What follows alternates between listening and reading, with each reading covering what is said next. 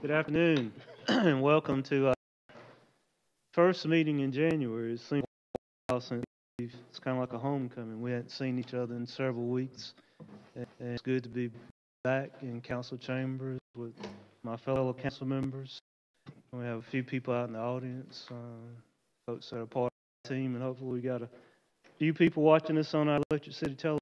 Our prayer tonight will be led by John Roberts and lead us in respect to the flag. Please rise.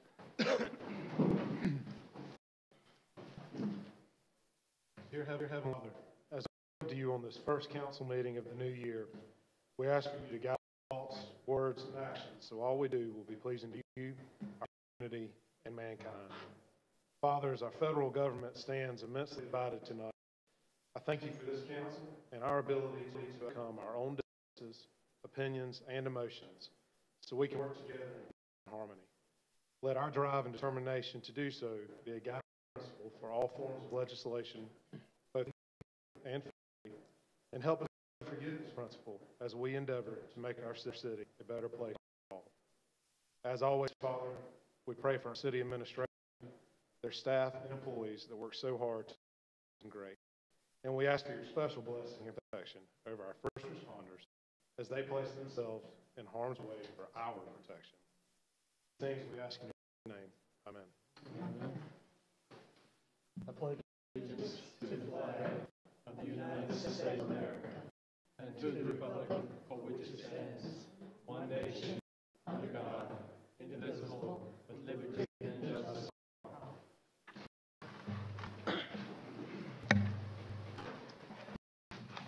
The minutes of our December 10th meeting have been distributed. Are there any corrections or additions to the minutes?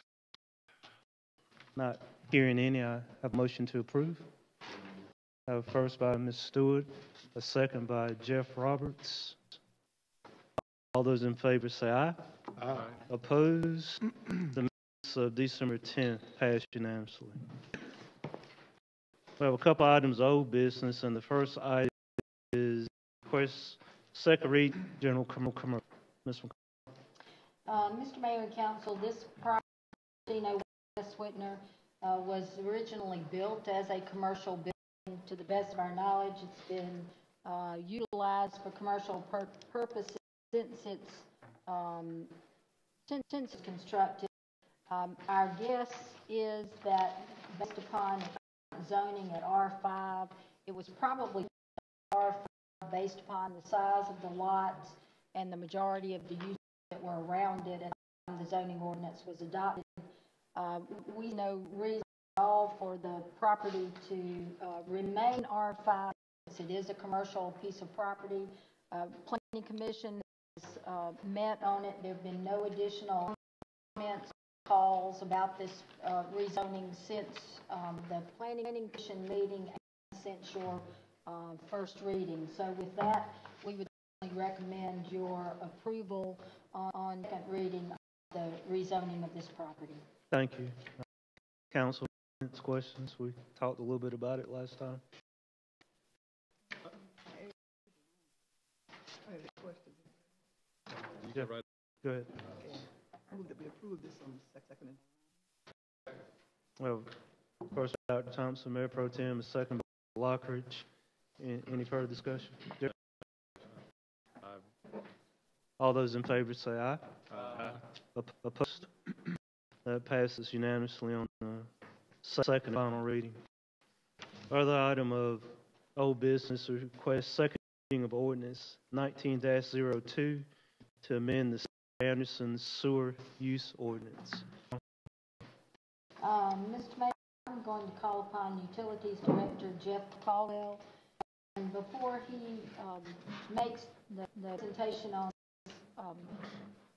ordinance amendment, he does have an introduction to make. Yes, thank you. Just want to take the opportunity to introduce you guys and our staff and our citizens who are here and watching on TV to our new programs manager, is what we're calling her. This is Sims. She's going to be responsible for our CMOM program compliance within our department. She has a background in biology and a master's degree in environmental biology. So, those are going to teach you.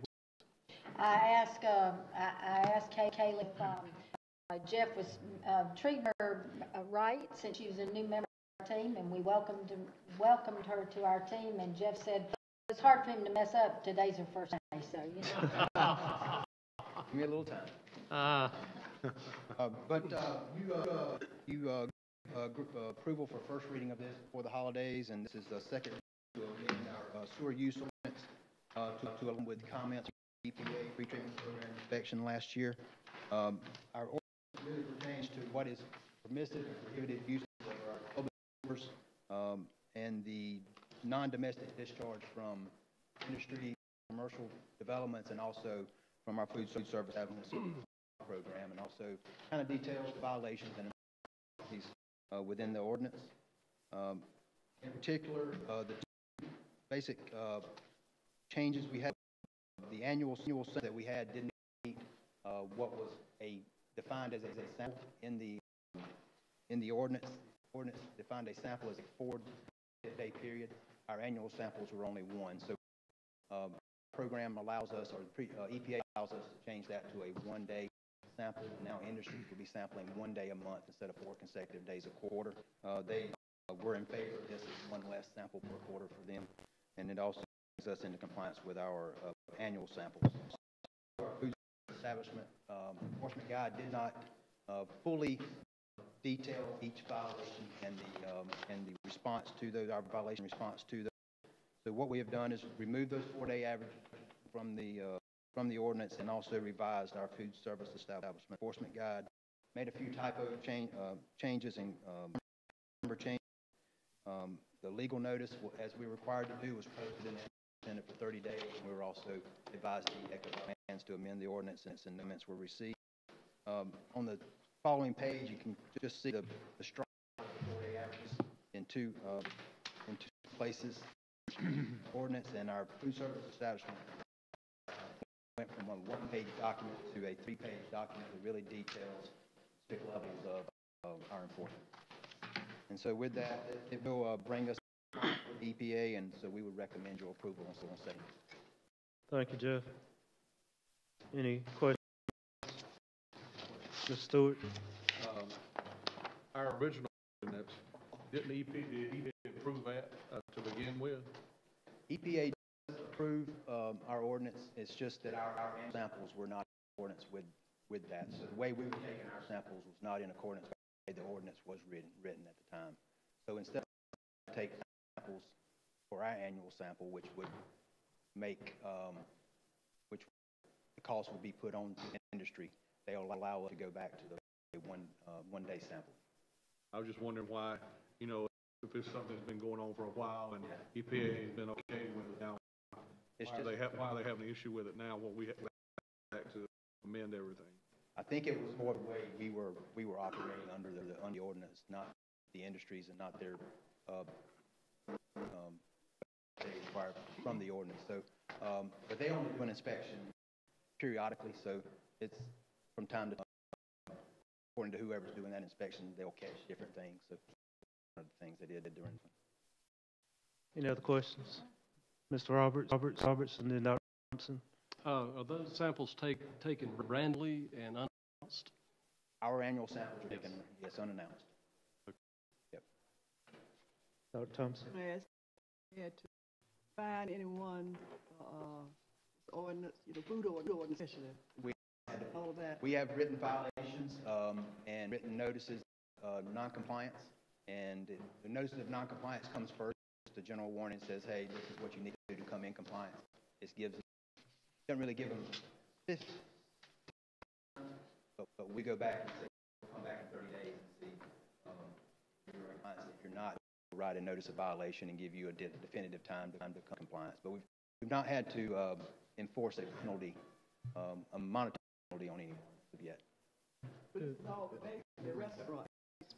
The FSEs are all restaurants, yes. Pretty much restaurants, schools, churches fall under that also, so the commercial kitchens.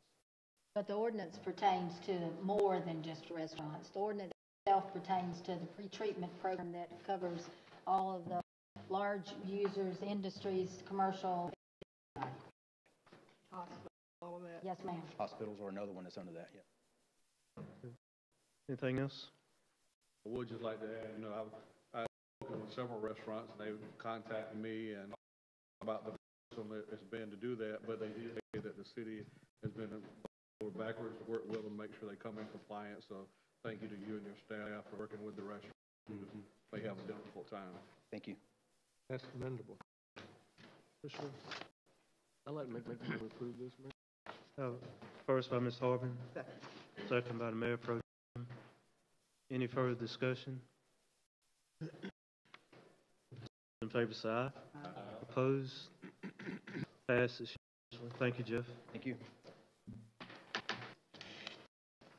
We have two items of new business. And the first item is request consideration of an ordinance zone 0.39 acres on Terry Avenue located directly behind 2503 North Main Street from R10 Single Family Residential to NC Neighborhood Commercial. This is a piece of property that you may be familiar with in terms of the fact that it's close to our fire station number 2. This is the property that used to house the skin and cancer clinic, I believe it was, and that property was demolished and it's been a vacant lot. Maurice McKenzie is here to podium to tell us a little bit more about this rezoning request. Right, this property is 0.39 acres. This is a small parcel of land, and as Ms. McConnell mentioned, is directly behind the parcel of once known as the Anderson Skin and Cancer Clinic, and applicant request rezone to neighborhood commercial that can be marketed for commercial use. The applicant actually owns that vacant parcel of land that was once the Anderson Skin and Cancer Clinic. Actually, if you look at that parcel of land, you would think that it's one piece of property, two property, as you can see from your map. But the although the property is zoned for residential use, as Ms. McConnell mentioned, there's a storage building property. It served that person skin and cancer in the past, so it has been in use as forming as part of that commercial property, but residential. So the applicant to market it as a whole, we would like to the property to the NC neighborhood commercial, which would make it consistent with that piece of property.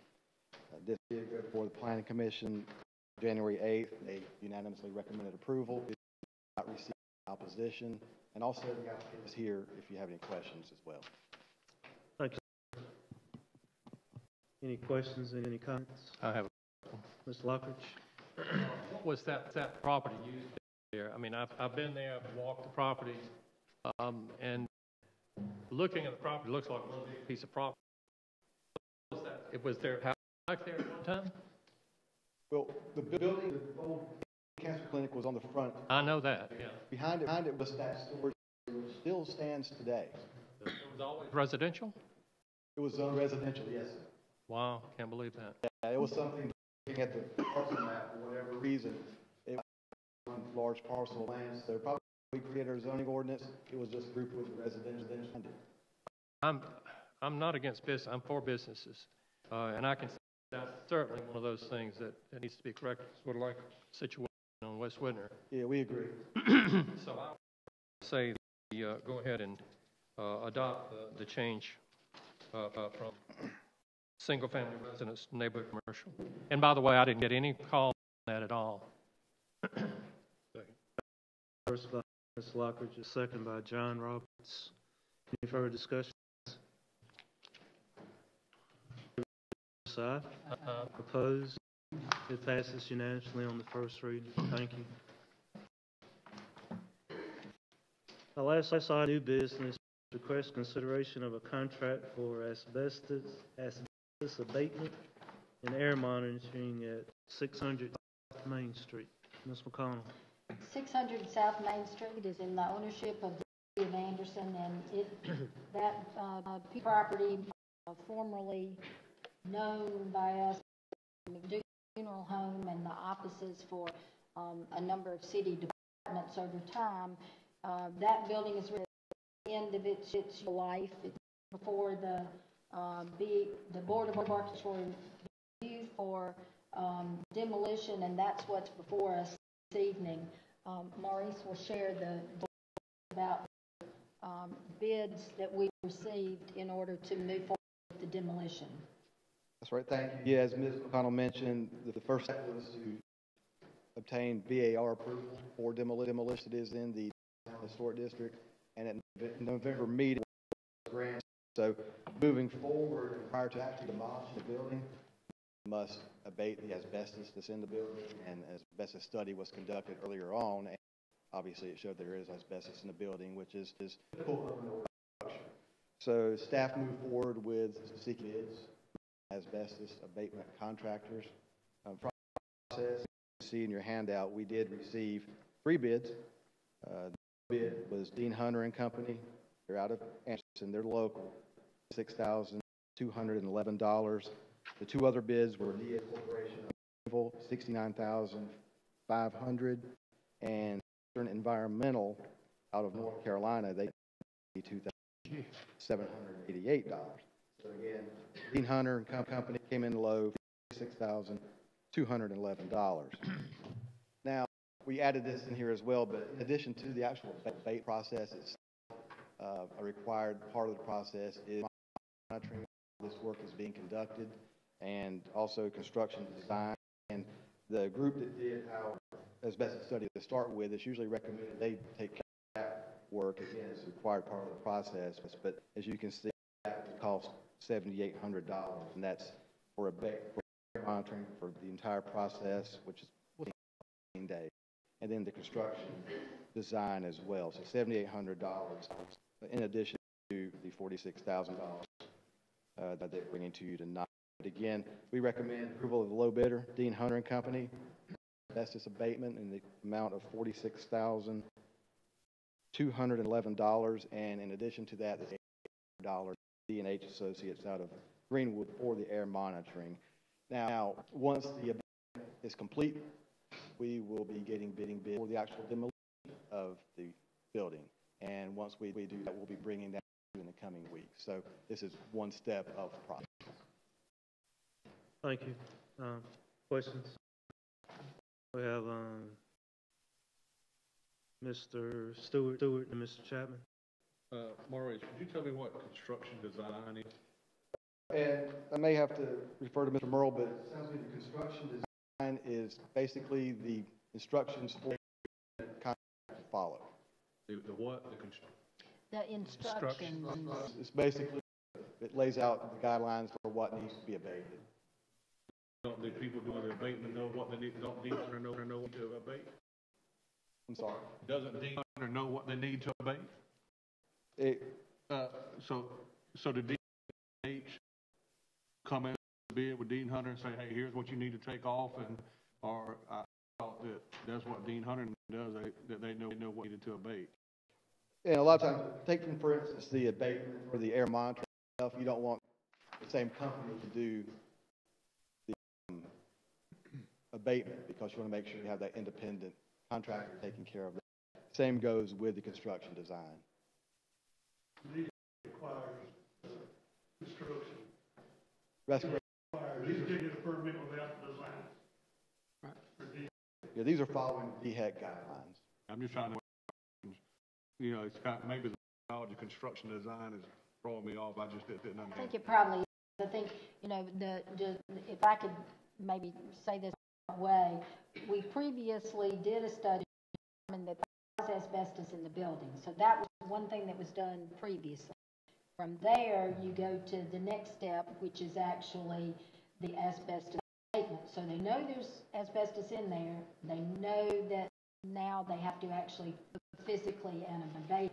The construction design is, I would describe it as the instructions or the report that the abatement contractor uses to do it the way that DHEC want to do it. It has to be an independent somebody who is making the work themselves. So again, as Ted said, it is a DHEC requirement, so you're still paying multiple people to get us through this process.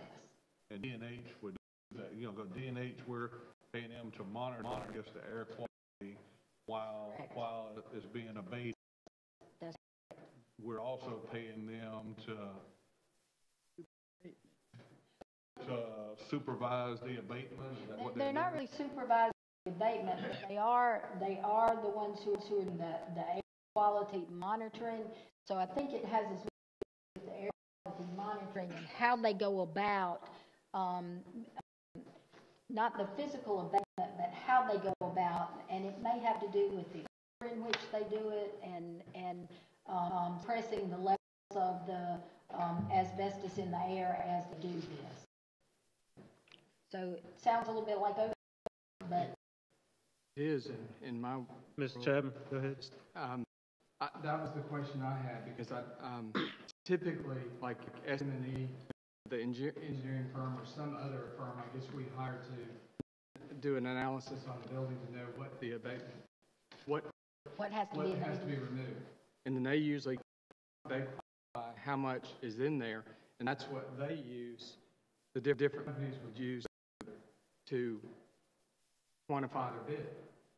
Then their guidelines is what typically have to follow the state guidelines to remove it. I still don't understand what because I'm not sure what the $1,800 is. The second question I have is, if it takes less than 15 days, we only pay for days that they might. And then third, I noticed that another local abatement came on here. I don't know how it was sent out for bid, but Phillips Recovery is not on here, and they totally are involved with a lot of our demolition, but they also do abatement. I was just curious. It's not to be. Okay, all right.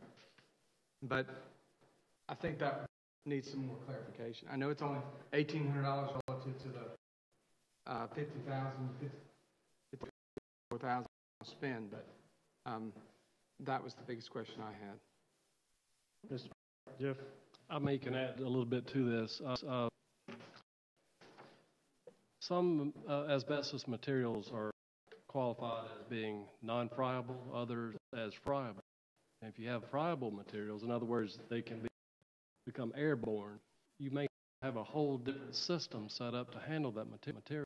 You may have to set up a negative air pressure, and that air is filtered through a filter. So that could be part of the design, the construction design. Whereas others are non-friable, such as tiles, they're bound up tight in a vinyl, so they're not friable. They're not going to become airborne. So that could be the design part of that.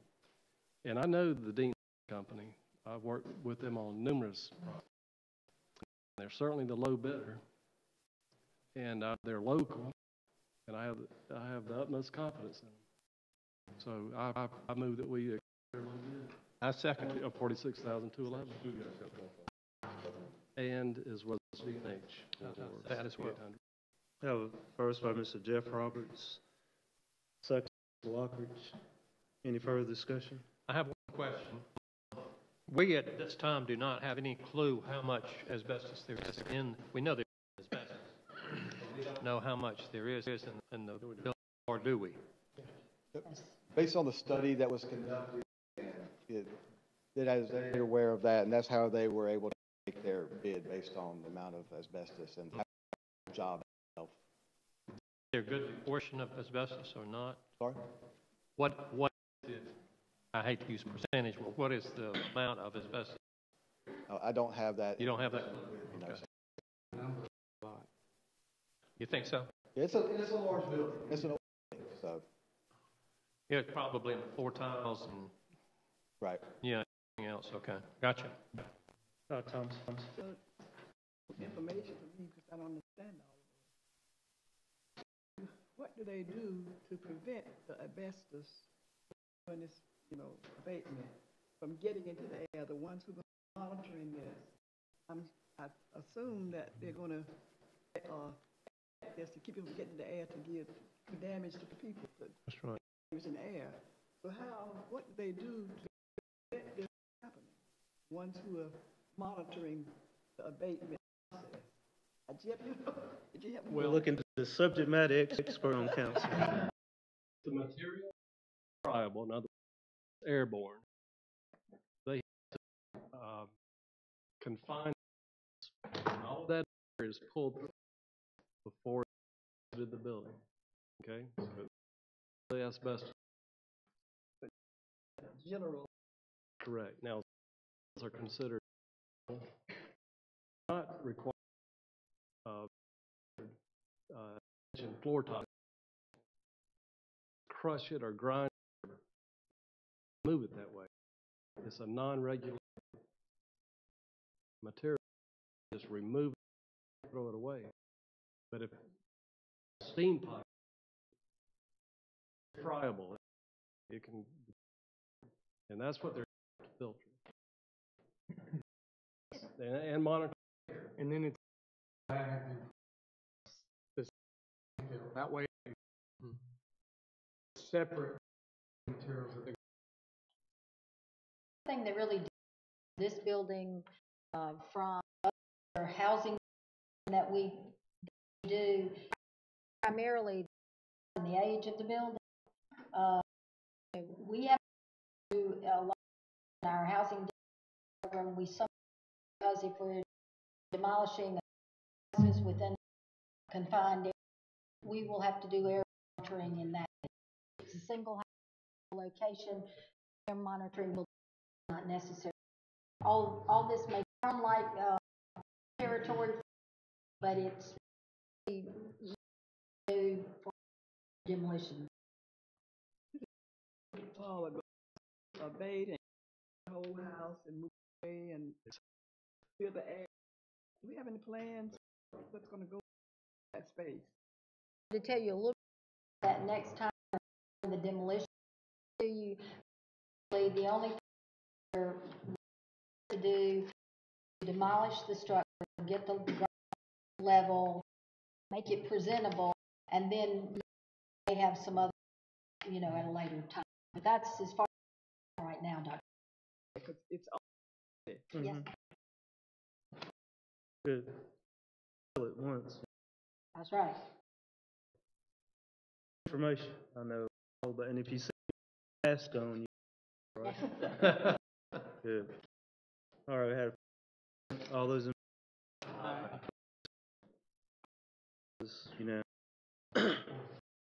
straight brief. Package, you'll find your quarterly progress. These principally your issues as well as your projects throughout all of the city division. Full of good information. Time to review, you'll know we last quarter of calendar activities and the progress that we've made.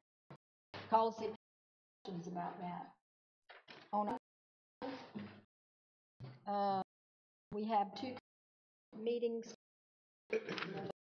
Community meets tomorrow, 4 p.m. inside Community Center, and I believe Southeast and Force is on 5:30 career campus. And please, you have not your calendar, not made plans. Please make plans for the Luther King Civic Center Friday. This is 12th breakfast event. Doors will open at 7:45 and the breakfast at 8. So this is to be a good this year. Some live presentation and some good music too. So we have in regular session, Mr. Mayor, we have item cover in executive session. Thank you. Have that for us? This section 4-85, the proposed expansion or services in the location. These are other businesses in the area by the person. Thank you. I will entertain a motion to go into session. First by Mr. Stewart, second by Ms. All those in favor say aye.